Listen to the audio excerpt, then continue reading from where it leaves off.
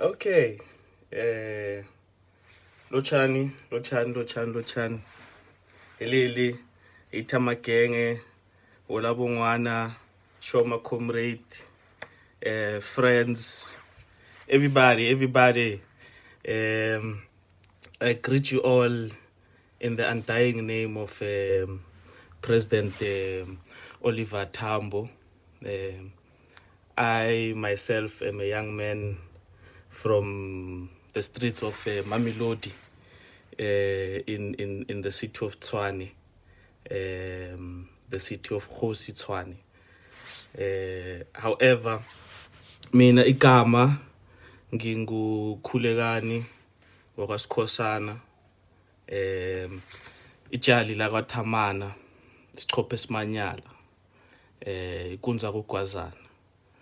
A proud descendant of King Nzuza Mabhoko. Yeah, and I greet you all. Nakumratha ngisawudla ngezandla isigobho siyabambezela. My uncle likes saying that. I hope comrades have acquired enough data, because I know they say that talk is cheap, but not today. Talk is not cheap today. We are trying to bump it up a bit and put coal in the steam engine, so that we can at least reflect as young people on some of the issues that are happening, but mainly, the topic that one has been given, I think I must do justice and greet young people of Johannesburg, greet young people of Gauteng, greet young people of South Africa, and of course, greet people of the world, because through the Congress of South African Students and through the ANC Youth League, we've been able to make some friends, and I want to say that Black Lives Matter and gender-based violence must end, and men must take responsibility, full responsibility of ending it, myself included. So to begin, comrades, I've been asked to talk about something that is so close to my heart, and close to a lot of hearts of young people that I've grown with, young people that I've spent time within the struggle for better access to education, because that is what COSAS mainly deals with, apart from a lot of things. So without further ado, what can I say about COSAS? For me, COSAS is the only African child soldier with a warrant to operate. COSAS is an unsung hero of South Africa's liberation struggle. For me, COSAS is the sharp tip of Umkhonto wesizwe.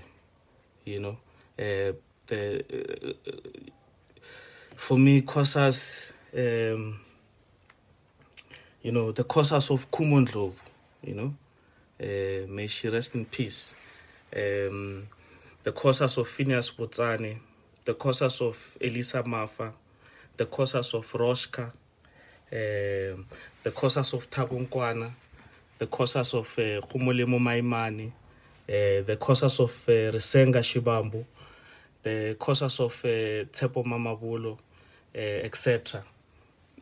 All our fallen comrades who have passed on during our era, we salute them, and we must never forget their contribution. And I think recently we lost comrade Thabo Nkoana. And I mean, it's one thing we must ask ourselves, we, as young people of South Africa who were watching and following that story, we've sort of put the issue aside, and it's just like a young person gets shot in a meeting of the ANC Youth League, and then it's just business as usual, you know. I asked myself, how will the youth of 79, you know, responded had one of their own got shot in a meeting of the Youth League? Our parents allow us to go to these meetings because they expect us to gain something. They expect us to gain knowledge, to understand where our country comes from. They don't expect us to die in meetings, you know, because they were subjected to that in the apartheid era.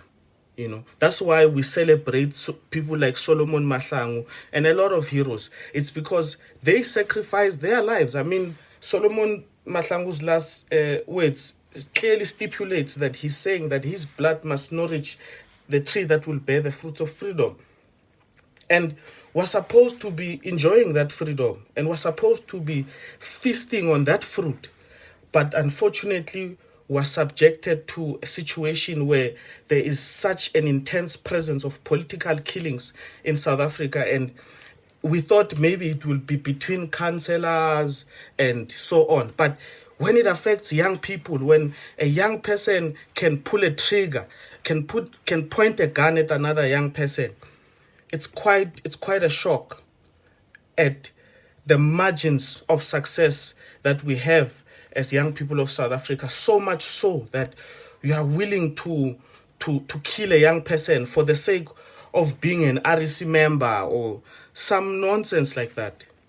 I'm just saying that, you know, a young person by the name of Thabo Nkwana passed on last year. He was a very passionate comrade, and let's not forget him. Let's do justice to his name, and along with many other young people who have had to lose their life on the basis of political killings.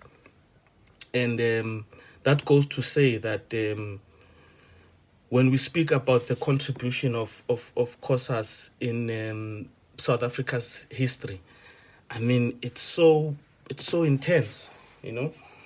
I think to make you understand the gravitas of this organization called the Congress of South African Students, Nelson Mandela, on his first year as president of the country in 1995, he goes and addresses the conference of COSAS. And if I can just read it for you. During the National Congress of COSAS held in December 1995, the President Nelson Mandela said that it is refreshing for me to brush shoulders with the young lions of a democratic South Africa. Your organization earned its proud reputation in the crucible of struggle. Yours is not an association of armchair critics. From the day of its formation, the Congress of South African Students demonstrated that it practices what is preached. And then, he couldn't have described COSAS better. And who are you not to take COSAS serious when the most glorified president of the African National Congress, the first president of a democratic South Africa, in his first year in office, took time to go and speak to young people in the form of pre-tertiary students. And that's what he had to say. And he says that these children or these young people are not armchair critics. COSAS has never found itself wanting to debate too much, no, commission of this, commission of inquiry, wara, let's talk. No. We are an organization of action. We are an organization, as we celebrate Harry Gwala, we are the epitome of what he meant when we say shoot now, account later. That is what COSAS is. And that is what COSAS has always been. And to prove that, its first president, President Ephraim Mogale, did not finish 6 months as president, was sent to Robben Island for 10 years. In fact, COSAS leadership, the initial leadership, was so chaotic to quote the Boers, chaotic, but they were so radical and militant to such a point that almost 90% of the leadership of COSAS by 1980, COSAS was formed in 79. In 1980, almost the entire leadership was arrested, and there was no leadership of COSAS in 1980. It had not even finished the year, but its entire leadership had been arrested. And maybe to give it a pretext, COSAS was formed in 1979, right? But it is formed and it precedes the South African students movement, SASIM. And SASIM gets banned by the apartheid government in 1977, following the June 76 uprising, therefore prompting the formation of the Congress of South African Students, which is COSAS, ekhaya. So COSAS was formed because now organizations like SASIM were now banned and couldn't exist. And by that time, the ANC was already banned, along with the PAC and a lot of other political movements in the country. So COSAS finds itself existing at a time where there's a bit of a political lull in the sense of activism of young people in the country, especially because a whole lot of young people who participated in the 76 uprising had left the country to go train, the 76 detachment, as they are called. So in 79, COSAS has to be formed out of the spirit of 76 and the fact that SASIM is now banned by the government. But what really expedited the formation of COSAS was the intention to hang Solomon Mahlangu. As you would know, a lot of activism by students, particularly in pre-tertiary, after 76, was in 79, in protest to the hanging of Solomon Mahlangu. And you would understand that Solomon Mahlangu was hanged on the 6th of April in 1979. And COSAS was formed on the 31st of May in 1979. Now, they are weeks apart between the hanging of Solomon Mahlangu and the formation of COSAS. That is because the final decision to form COSAS was taken at Solomon Mahlangu's funeral, to say that, look, if the system is willing to hang such a young person at the tender age of, I think, 22, who at that time was fairly within the years of being a scholar. Hence, so many students, particularly learners, but also universities, colleges, etc., but generally young people stood up against the hanging of Solomon Mahlangu. So COSAS was therefore formed a week later, because here is a system that is unwilling to listen to petitions and all of that. And the youth of that time was a very radical youth. In fact, we applaud them for being so significant in South Africa's history. So that is how COSAS gets formed as part of MDM structures, mass democratic movements, which are formed under the instruction of President Oliver Tambo to respond to the banning of political organizations such as the ANC itself. And COSAS gets to then recruit in pre-tertiary education. So basically, one of the first things that COSAS did in 79 and in the beginning of 1980 was to, like I said, protest the hanging of Solomon Mahlangu, furthermore, to say that it was wrong, highlight it, but also to commemorate the Battle of Isandlwane, just as a symbolic gesture to say that we know that at some point we were able to defeat you in battle. And COSAS has forever been a provocative organization. Those are some of its two main activities. And it's very important that we mention that its first president, Comrade Ephraim Mogale, was a clandestine member of Umkhonto weSizwe. In fact, he was a soldier first before he was a member of COSAS. So COSAS at that time did not only recruit at pre-tertiary level. I mean, just after 1980, in 1982, COSAS took a resolution on student worker action.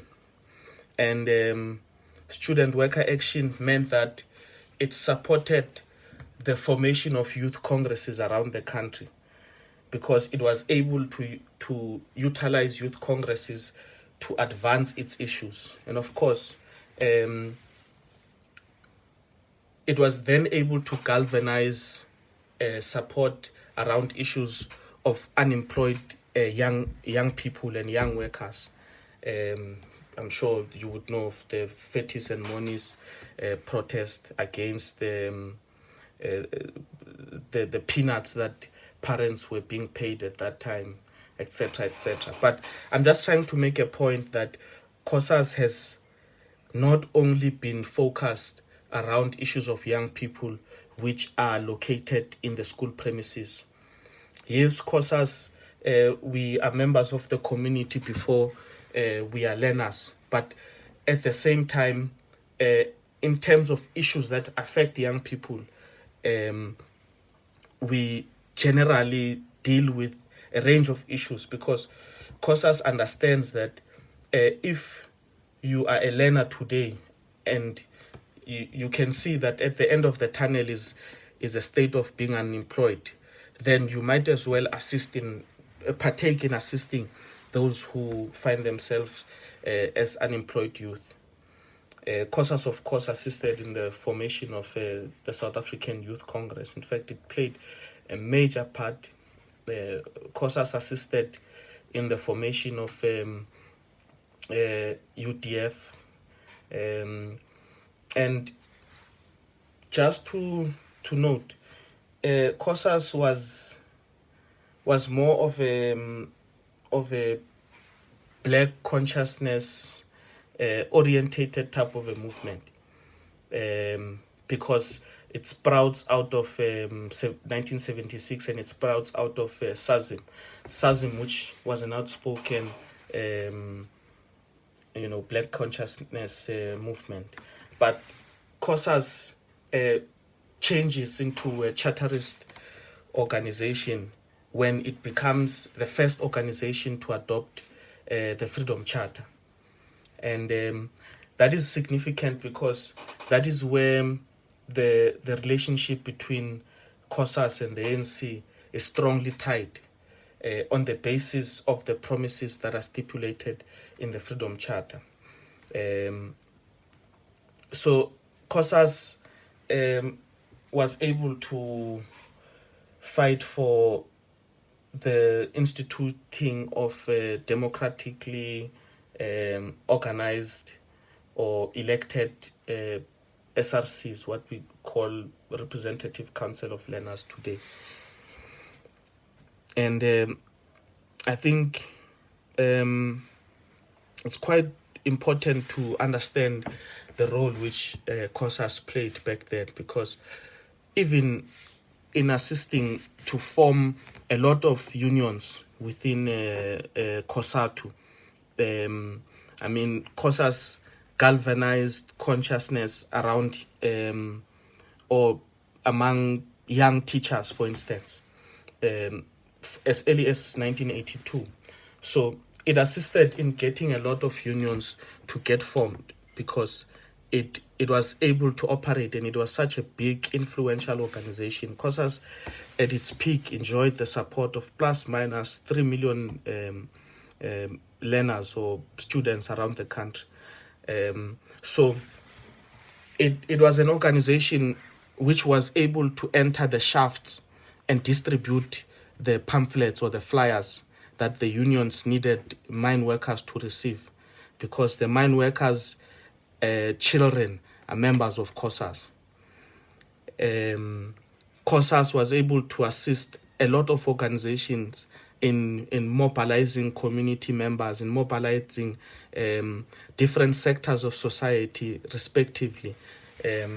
But a lot of MDM structures at that time, particularly the UDF, found COSAS to be a very strong ally in their existence and in their maintenance and in their ability to carry out the fight against the system. And I think it's important also to note that COSAS is so progressively rebellious that when it got banned, I think in 1984, if I'm correct, when it got banned, it unbanned itself in 1989. It did not wait for an official announcement by government that political organizations are unbanned. And political organizations were unbanned in 1990. Now, after the announcement of the unbanning of political organizations, COSAS went to relaunch itself at the Orlando Stadium, I think in May. Yeah, but important to the point, just to brag a bit, is only that generation of 1989 and the generation of 2016, which had very successful programs there of rejuvenating COSAS at Orlando Stadium.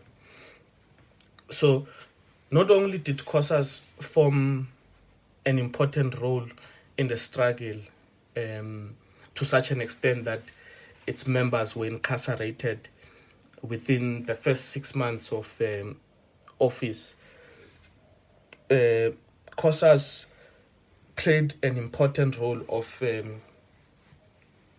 convincing even parents within the household around the importance of the struggle. And once the revolution is in the hands of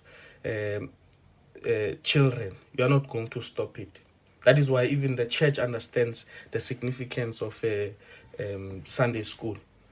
It's because if you teach a child, you've taught a nation, and that is why South Africa has found political freedom today.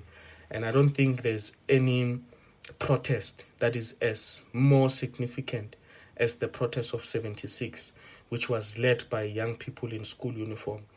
It goes to show that when it is students that decide to take the baton and decide to take the war into their palms and into their hands, then there's going to be major changes. Which is why I get shocked when governments are reluctant to listen to young people,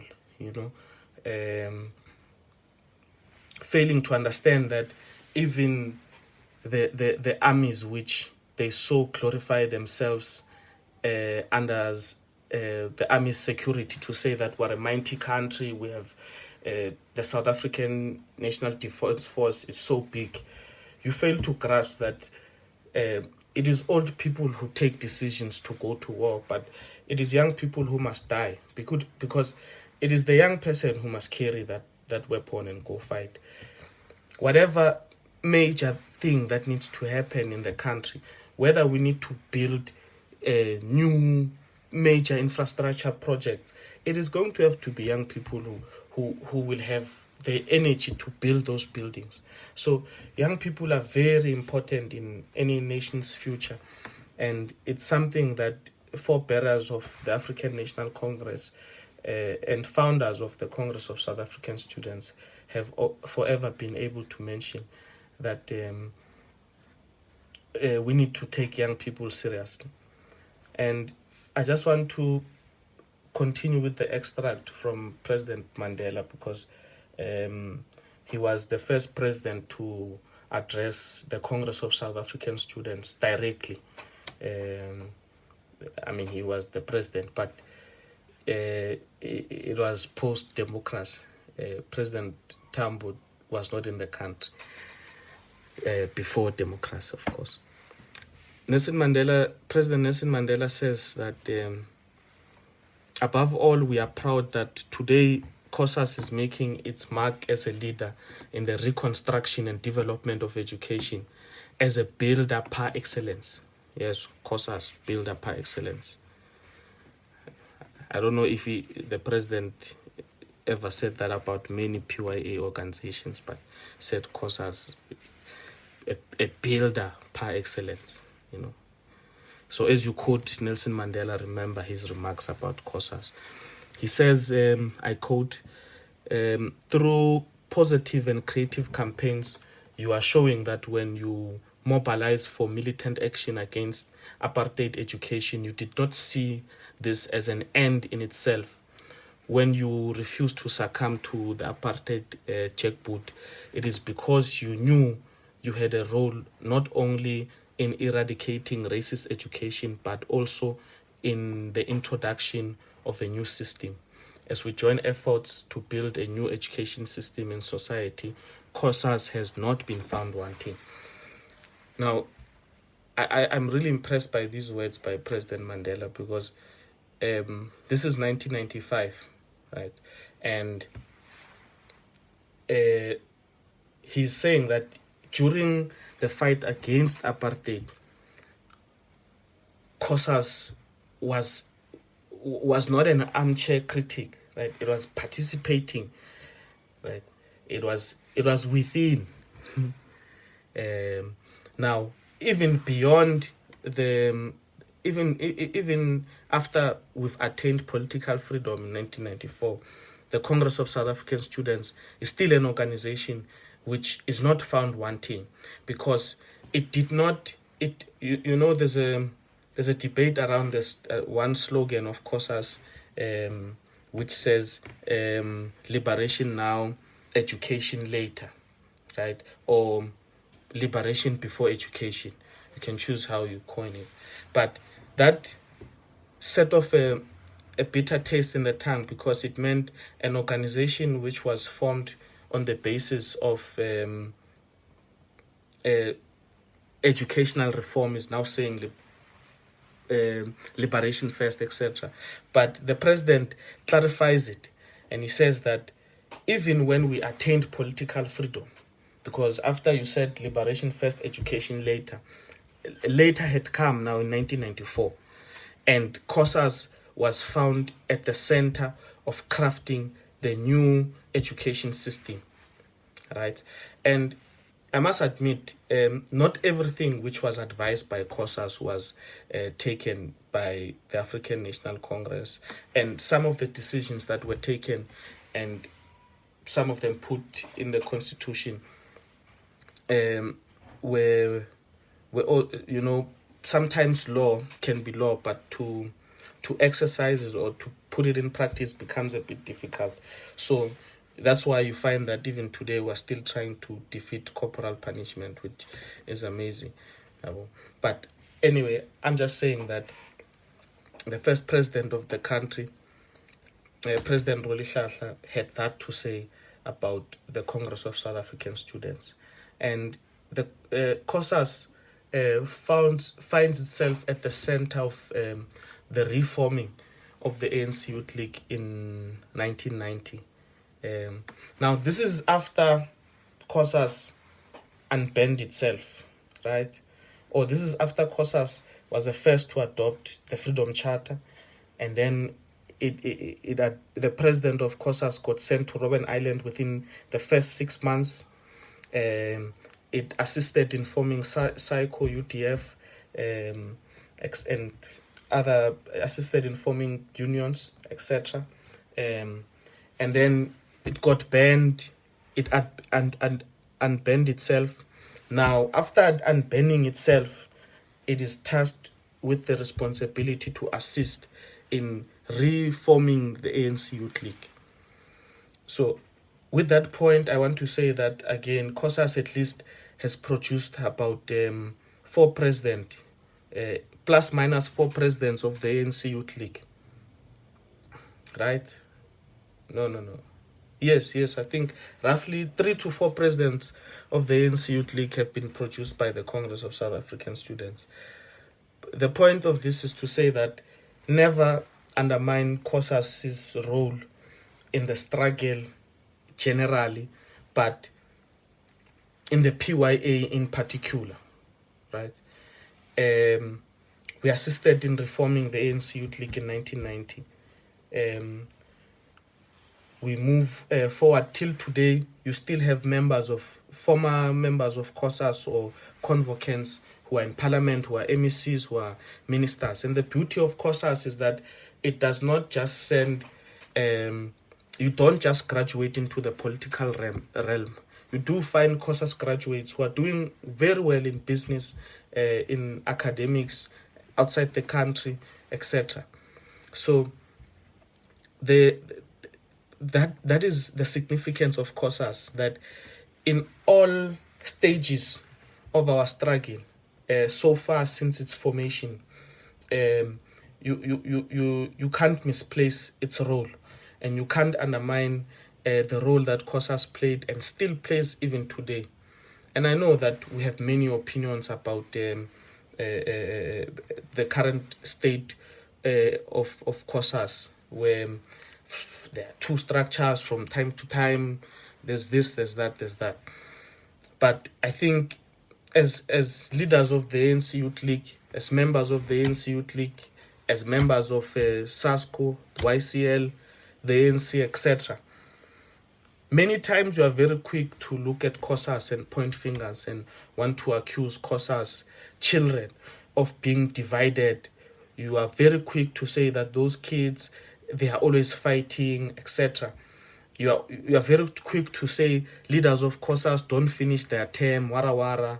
And mind you, Ephraim Mukhale did not finish his term because he was sent to jail 6 months into his term of office. But that's besides the point. I'm saying we are very quick to point fingers at COSAS and forget that your house is dirty as well. I mean, look at the state of decay in the Congress movement of Oliver Tambo in general, and it's sad, man. And you fail to clog it when you observed its symptoms in COSAS, because children are born happy, Children are born without hate. So you can't expect members of COSAS to just out of nowhere hate each other and just chase each other. But it's because you introduce young children to whiskey, you introduce young children to hotels, and you don't even care whether... I don't remember when I was SG of COSAS, or even before that, being asked about my schoolwork by leaders of the ANC. All they care about is whether the bus will be full. And that's another thing which irritates me, how you leaders of the ANC treat your bus coordinators and volunteers in the movement. You treat us like a one-night stand. I fill up a bus, we go to the rally, and then once I've achieved that, you are done using me. When I try to call you, you don't pick up phone calls because you've utilized me. Understand? So please stop using young volunteers of the ANC as one-night stands of filling buses so that you can satisfy or please the mayor that now you are a mobilizer, when you know that you are using young people and promising them employment, when you yourself are piggybacking on crumbs given to you by the MEC, etc., etc. It's such a shame. I think you must understand that whatever a child learns is what we observe.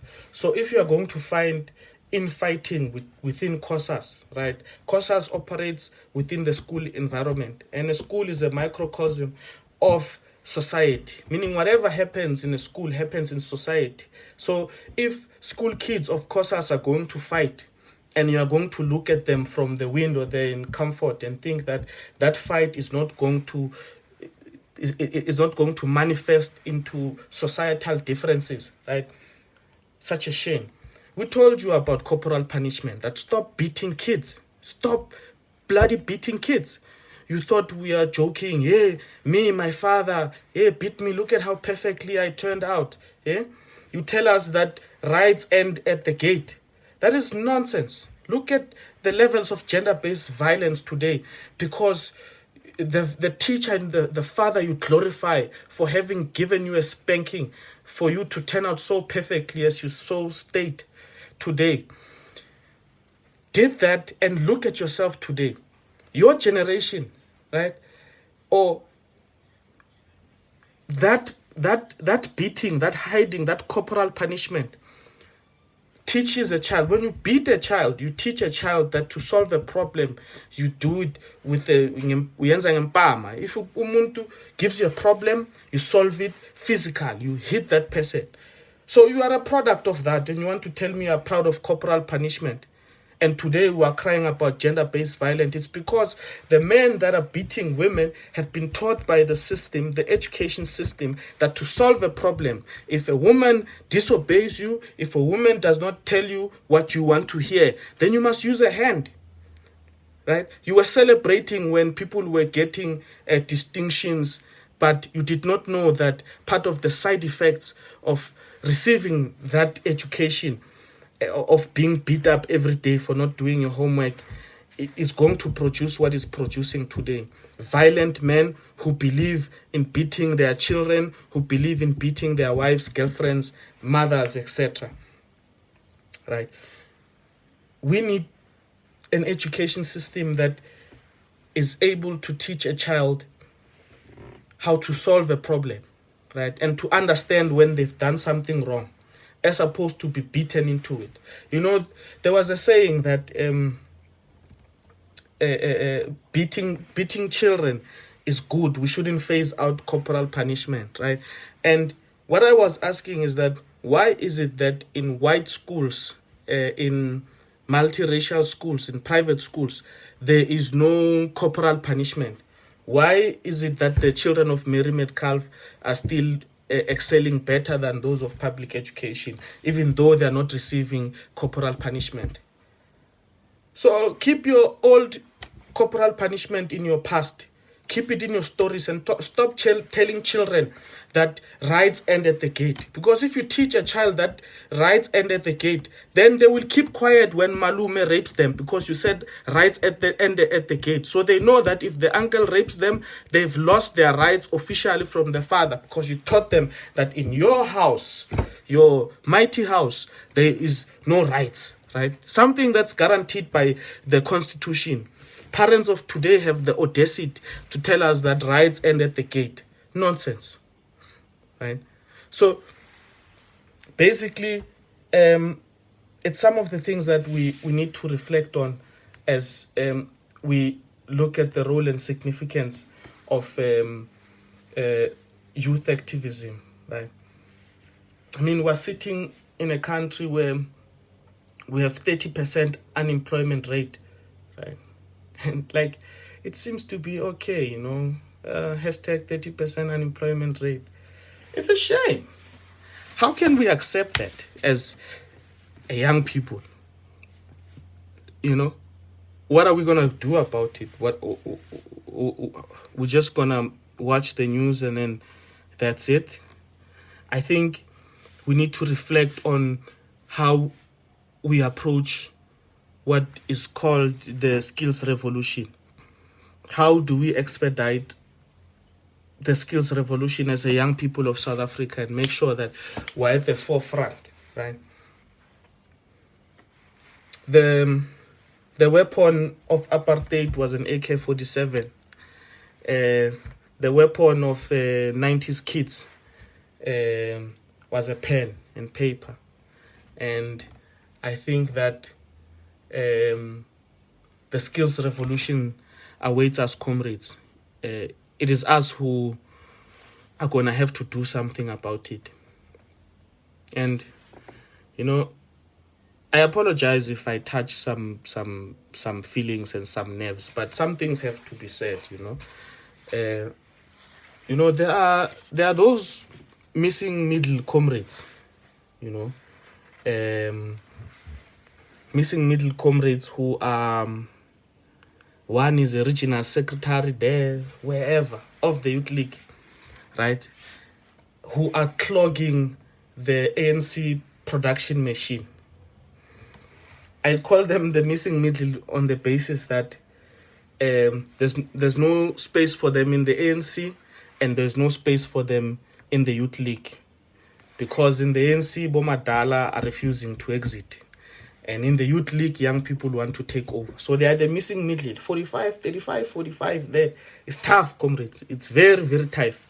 And by that time, you have a family, you need to support, you need a tender, etc., etc. Well, I'm not saying Youth Leaguers are tenderpreneurs, but I'm just saying that there is a missing middle that we need to deal with. And currently, 90% of structures of the ANC Youth League are led by missing middle. You understand? And these are comrades who complain about space in the ANC, but they see nothing wrong. When I complain and say, hey, adults are when I say adults are dividing the ANC Youth League, abantu abadala are dividing the ANC Youth League, they clap hands. And then you ask yourself, Mara, this comrade, Pella, I'm trying to insult him because he's old. He does not see that he's old because he wears a so-called title of being the secretary of the ANC Youth League in some branch. You know? How do you feel, comrade? You are 45 there, you are still a leader of the Youth League. You basically have a PhD in chanting. You understand that? You basically have a master's. You are a Stwalandwe of the Youth League. And somebody has to say it. You are a Stwalande of the Youth League if you find yourself at the age of 45 there, 40. You are still grabbing on, hey, no, we will deliver in Congress. We will deliver in Congress. But you are busy slapping the gravy of being a leader of the Youth League. But we will deliver in Congress. Eh? Why do you not also pack the benefits of being the leader of the Youth League for those you will deliver to in Congress? You can't say you will deliver the Youth League to Congress to us, but you are scraping and enjoying the benefits of being a leader of the Youth League. You have been sent to the legislature, you have been sent to the council, everywhere. It's just deployment. It's nice, eh? It's nice to be a Stwaland of the Youth League because everything is so nice for you, right? Because you know that nobody is going to contest you. You are uncontestable, comrade. Yeah? We fear you. Of course, we fear you. That's why I started by apologizing, by saying that I might offend some people. Because we fear you. We know you are powerful. We know. But we want to tell you that you are clogging the system. You are the problem which you are trying to get rid of, comrade. You are saying that ANC leaders are clogging the system by not allowing you to be an REC member of the ANC in your region. That's because you want to skip rope. You are a leader in this organization, and then you skip rope, you jump. You are a leader in this other organization. You skip rope, you jump. You are a leader in this organization. The last time you were a member, comrade, is 1999. That's the last time you were a member. You don't want to be a member. Well, not forever you must be a leader of some organization in some position. You are a Stwalande of the Youth League, and you need to look at yourself in the mirror and be embarrassed. Not expecting a response. I just want you.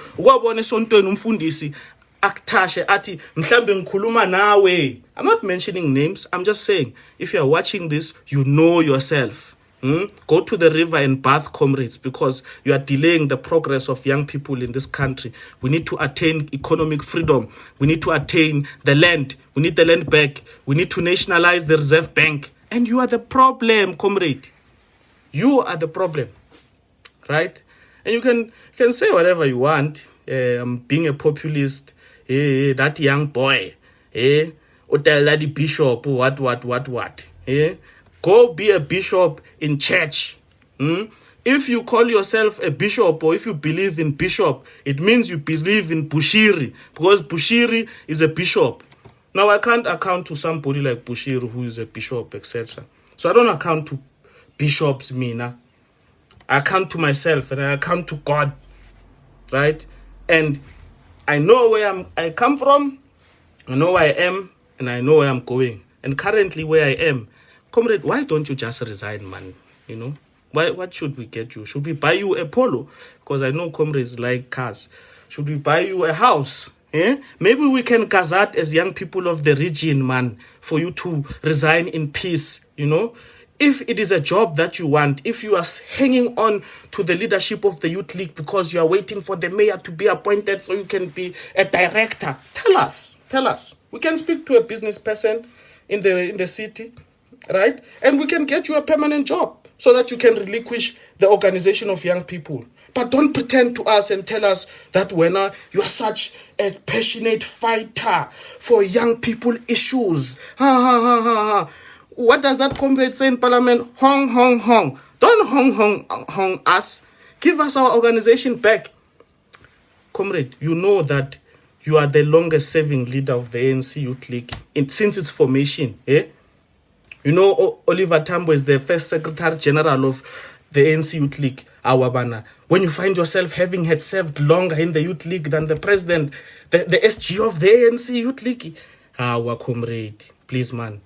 Let's allow only one OR Tambo to exist, comrade. You know, we celebrate him. He led the ANC for 30 years. But we understand the circumstances of that time. You understand? So, relinquish power and give it back to young people. The only issue, the only reason you want to tell us that you'll give it to us in conference is because you want to dictate who emerges, right? You want a young person, a protege, right, who's going to insult whoever you want, right? That's who you want. You want a person, you want to manipulate the democratic process. And you know that you can only do that if you are a regional chairperson or secretary or provincial chairperson or secretary. Without that position, you lose your grip and influence. Yeah? The power of being called PS, yeah? Or chairman. Yeah? You enjoy that thing of get me eyes mchana. Yeah? You are going to lose it, comrade. Either way, whether you like it or not, it's time for you to relinquish the Youth League and give it back to young people.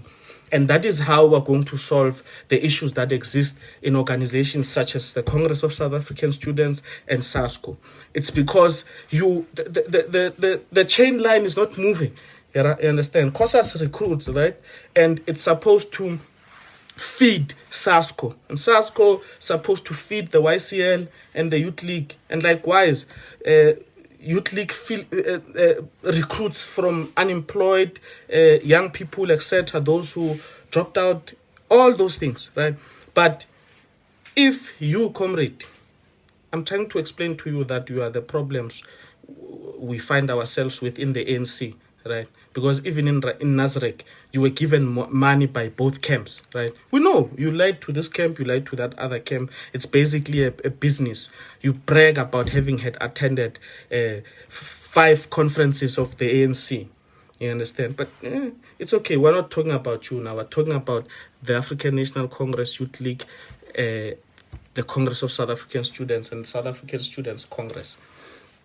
Right, and Young Communist League. By the way, it's such a nice conversation we're having, because COSAS was formed in Johannesburg, Wegelspreid, right?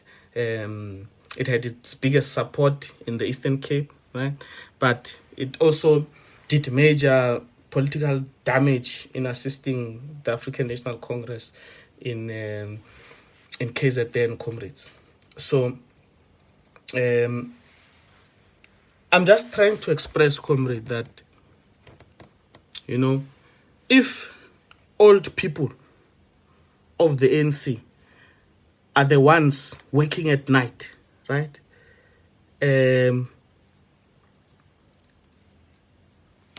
Dividing leaders of the ANC Youth League. If old people are working at night to divide young people of the ANC Youth League, then it's high time young people of the ANC Youth League must unite against old people of the ANC.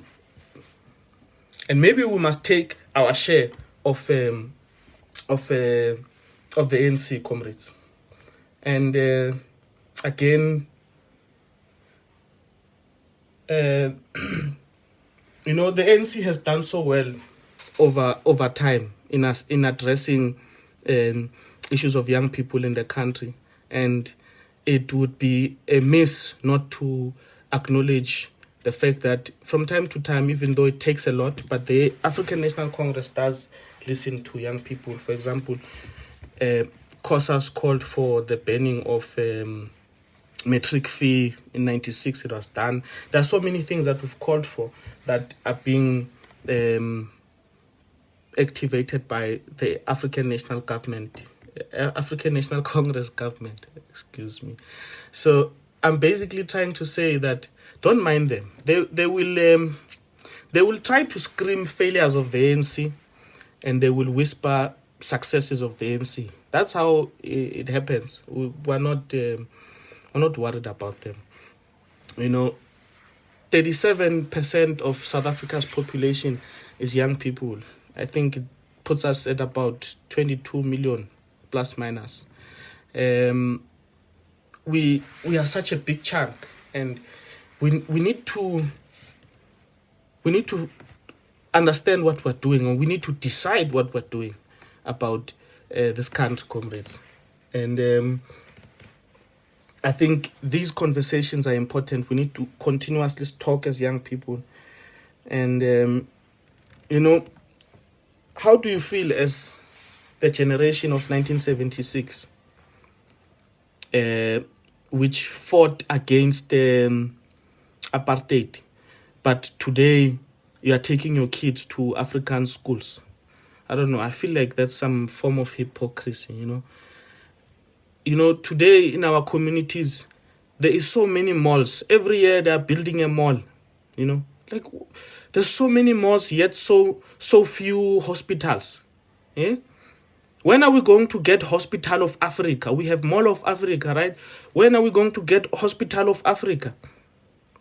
And I know that Baragwana Hospital is the biggest hospital in the continent, but I'm just saying that the zeal that at which hospitals, malls are being built should be the same, if not more, when we intend to build hospitals. Because look at what's happening now. We have health crisis, and it shows that what we need is more hospitals as opposed to more malls, right? So sometimes I think those are some of the things we need to look at. And did you know that Nyaope was only made legal, I think, in 2013, right? So all this time, Nyaope was legal. I remember I used to see it in my community as early as 2008, etc. So between that time and 2013, Nyaope was legal. It was legal. So some of the things that happen in the country, we might blame other people, but it's as a result of complacency, sometimes by the people and mostly by the government. We need to continuously put pressure, because I don't understand why do we not have a breathalyzer for Nyaope and cocaine, etc., right? Because young people are clearly abusing this, and they're standing by the corner, etc. So why isn't a police car unable to arrive where there's a group of young people who are obviously abusing drugs, breathalyze them, and forcefully detain them in a rehabilitation center of the state, right? I think a lot of countries do something like that. They forcefully detain drug addicts and take them through a rehabilitation program until such time that they are fine. So I think we need more rehab centers, so those are some of the things. And, on the issue of jobs, like I was saying, we have a 37% unemployment rate in the country. On the issue of jobs, other countries have conscription, where when you leave school, it's either you join the army, the military, or the medicine, and basically paramedic or nursing or being a doctor, whatever that has to happen there in medicine, you take a choice. Or if you want to study, now they give you maybe 6 months to decide whether you want to study. But if you decide that when you want to not study, then after 6 months, you are fetched by a State Department to make you choose between those 3 options: medicine, police, and fire brigade, except essential services, basically. So in South Africa, unfortunately, just, it's so sad. Just to get a job as a metro police officer here in our country, you need a connection. You need a connection. It's difficult to get a job as a police officer, let alone the army, right? So we're telling young people that there's opportunities, whereas in other countries, being a police officer is the worst available option. In fact, there's no young person sitting, in most countries in Europe, there's no young person sitting at home unemployed, right? Because if you fail to continue with school, you are forcefully conscripted into partaking in essential services, right?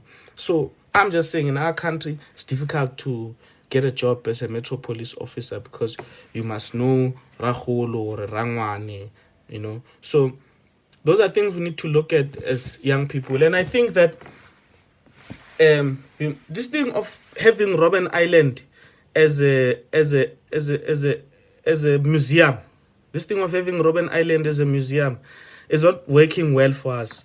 Robben Island should be converted into a prison so that we send all rapists there so that they rape each other, because clearly that's what they enjoy doing, and they can have a competition there as to the best rapist.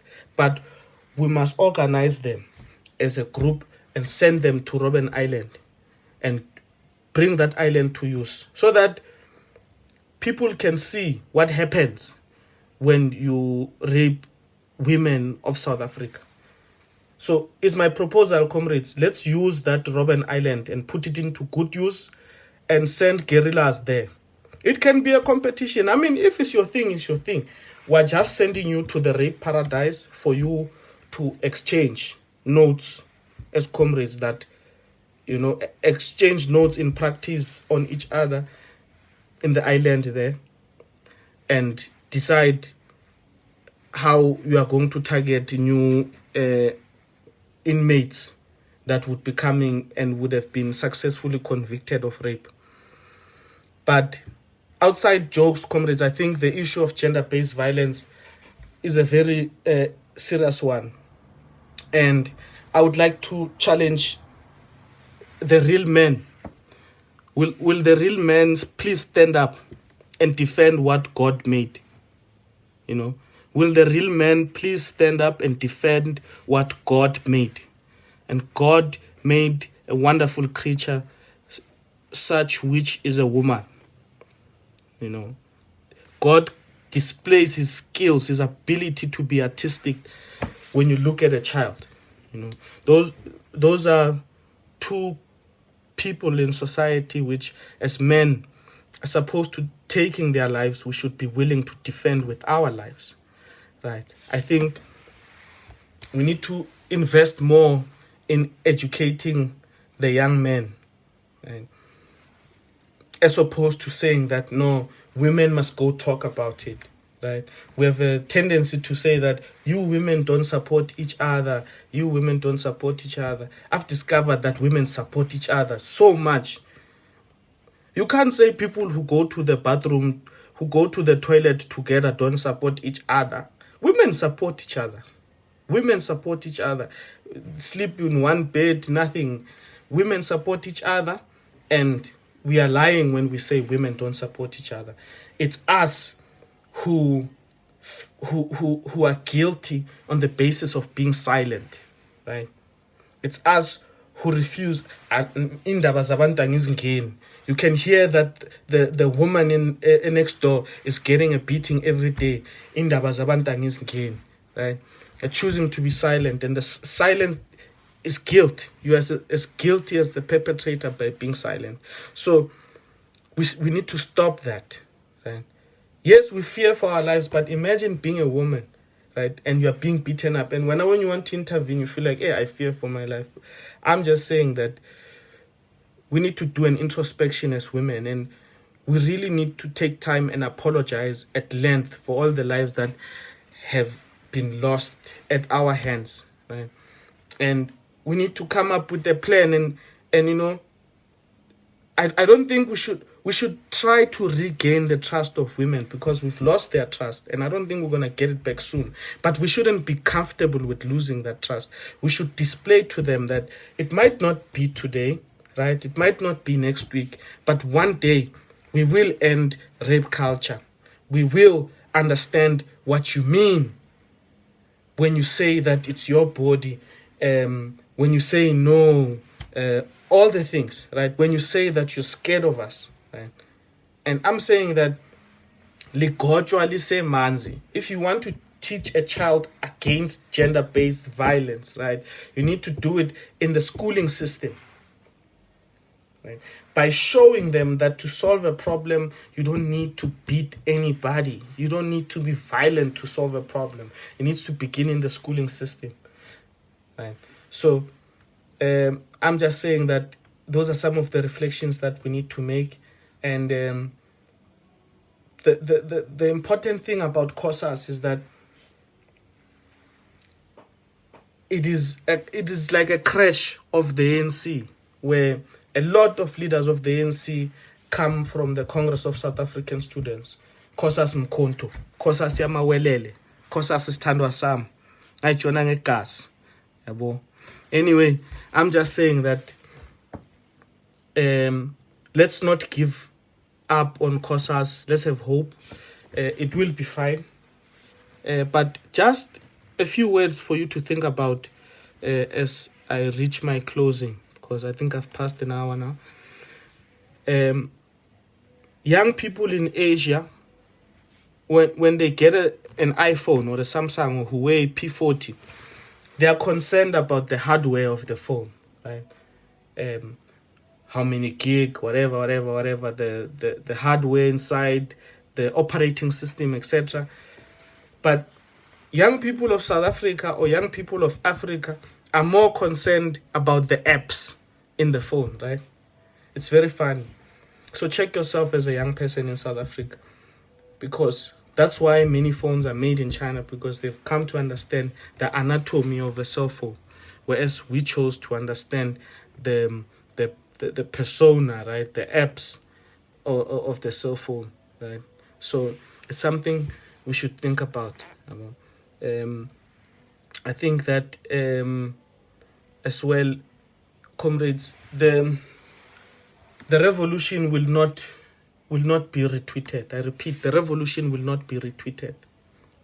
The good work that the African National Congress has done in our country, because the ANC government has done so much, but the revolution will not be retweeted, because people, like I said, will scream failures of the ANC, but will scream its failures, but will whisper its successes, right? And I think the ANC has created a legacy of equality and opportunity, with a better access to higher education. Access to education is no longer for those who are wealthy. We have created a black middle class of well-educated men and women. We have improved the working and living conditions of the poorest of the poor.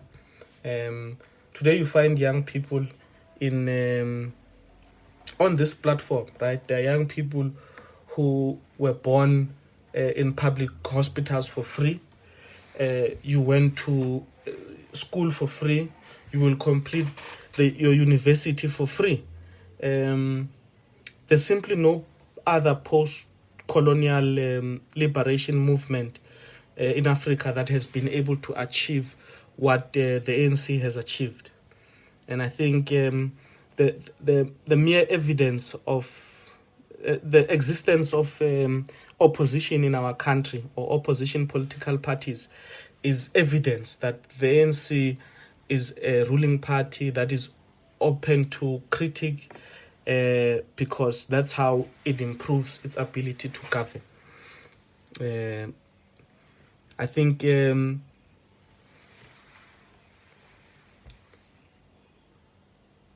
Did you know that young black men are the most incarcerated in the world, right?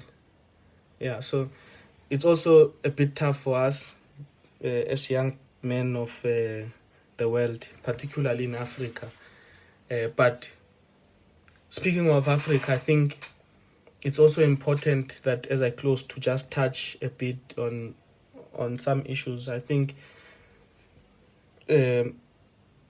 as a young person, you must ask yourself, do you know what's happening currently in Cameroon, right? Are you aware what's happening in Cameroon? Are you aware what's happening in Yemen, right? Are you aware about the Libyan standoff between Haftar forces and the government recognized or the United Nations recognized government, right? There's so much that is happening in our continent that we need to be conscious about as young people, because when we were going through a tough time, African countries were welcoming us with open arms. But today, as young people of South Africa, we don't even know what's happening in fellow African countries, right? So I'm just saying that it's important for us to understand that the Sahrawi people are still colonized, right, by Morocco, right? And Western Sahara is in Africa. So what are we doing about it? Why are we not bringing it to the fore? Why are we not highlighting it? You understand? It's so painful that the only activism that you have done as a young person of South Africa is that hashtag bring back our girls. You reduce the revolution, the lives of human beings to a hashtag, and that's it, right? And I'm saying that we need to change from that mindset. Even our problems, what we face in the country, we will not solve gender-based violence only by just posting on social media. It is important to be willing to be educated yourself as a young man, right, as well, and not to assume that you know everything. Right? So similarly, in Africa, we need to united as young people. We need to know what's happening in fellow African countries and how can we help. Right? And I'm just saying that young people, even in South Africa, need to unite against old people and take over the leading of this country, because we have the solutions. Whatever they're trying to implement, we already thought of it a long time ago, right? And we've already proposed a lot of the solutions that they're dabbling and looking at, right?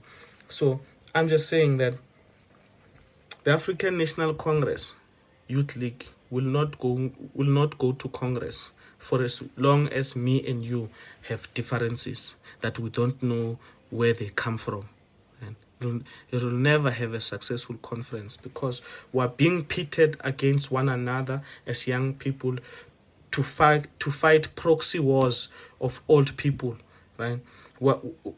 As young people, we are fighting against each other, battles of people who are squabbling over scaife in exile, some scaife revenge of many years ago. That's why the other one has a faction and the other one has a faction. But because of hunger, we are finding ourselves on separate sides, and we are the ones who are pitted against each other to fight. And we need to realize that we are the weapon. Right? We need to realize that we are the tool of change. We need to realize that we are what this country needs, and we are what this movement needs. And they're not going to give it to us. Hey, it's not going to happen. If we want to take over the African National Congress, we must do it like Nelson Mandela, who came, his leadership cohort of the ANC Youth League brought their own candidate to be president of the ANC. So we must warn every faction in the ANC that if they are not going to take our issues serious, we're going to club them together and put them in the bin and bring our own candidates of the ANC who are going to make sure that when young people say we want a Congress tomorrow, it sits. When young people say we want free education now, it sits.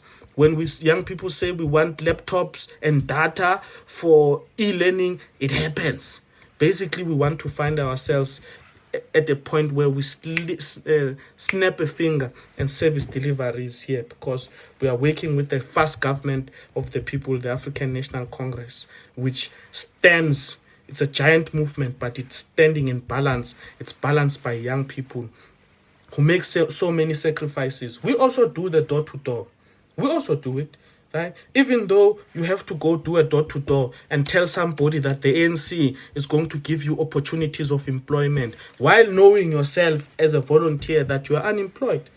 But because we have been taught to be humble, and we've been taught that we're not employees in this organization, we're volunteers, we are able to convince people that, look, even though I've not received this opportunity of a job that I'm about to promise you right now, but I have faith and confidence in the movement of Oliver Tambo and AP Mda, etc., to say that at one step at a time, we will reach Kanana, we will reach the promised land.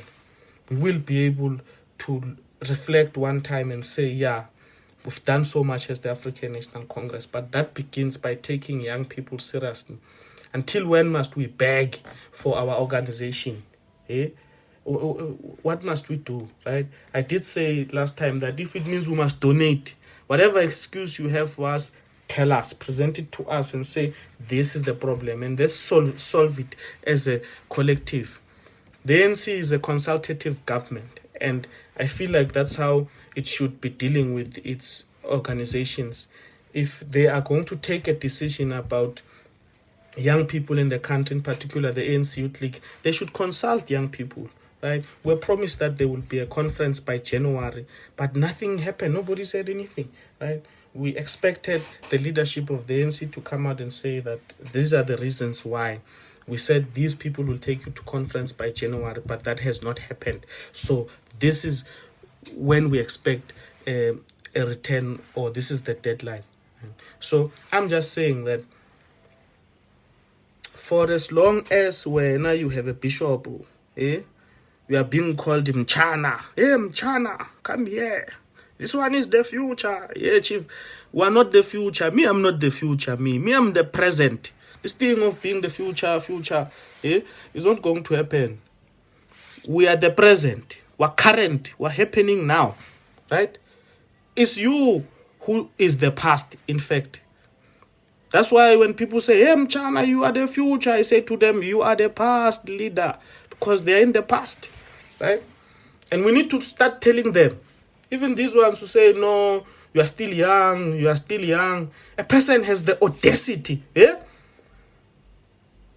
a person has the scrotum to tell a young person in the youth league that you are too young to lead the youth league. In the youth league, you tell a young person who's young enough to be your child, by the way, because these days a 35-year-old contest a 14-year-old. You are such an embarrassment, you missing middle, for fighting with children. That's why nothing will go right in your heads, because you are fighting with children. You are putting yourself in a ring with young kids. And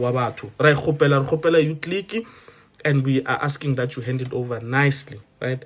The easy way. Hand over the youth league the easy way, right? Just hand it over. So, without further ado, comrades, I think we've had a nice conversation, and my time has lapsed by almost 20 minutes now. Thank you so much for joining me. Thank you to the ANC Youth League in Johannesburg. I really appreciate this opportunity. And thank you for everyone who took time to watch and participate. I've noted all the comments. All my comrades from the African continent, all my comrades from out of South Africa, outside of the country, thank you for tuning in. All my comrades there in Russia, thank you for tuning in. Everybody, one love. Spasiba Bolshoy. Salute. Thank you very much. Have a great one. Thank you, Joburg.